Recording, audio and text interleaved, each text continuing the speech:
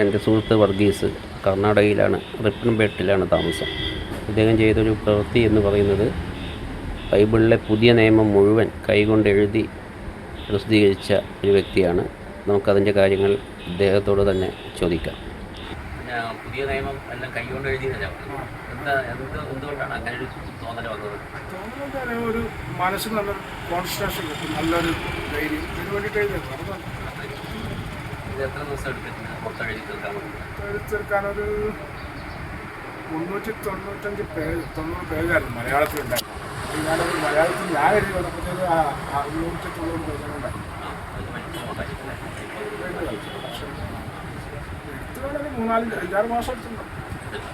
അപ്പോൾ അതെങ്ങനെ രാവിലെയാണോ എഴുതുക? സമയം കിട്ടുമ്പോഴല്ലേ എഴുതും, ഫ്രീ ഉള്ളപ്പോഴെല്ലാം കുത്തിയിട്ട് സമയം നോക്കി വെച്ച് ആ സമയത്ത് അല്ലേ. ഇപ്പം വേറെ ഇനി എന്താണ് പരിപാടി? ഇംഗ്ലീഷിൽ അത് അതേ പുതിയ നിയമം തന്നെ ഇംഗ്ലീഷിൽ എഴുതിക്കൊണ്ടിരിക്കുന്നത്. പുതിയ നിയമമാണ് അല്ലേ? പുതിയ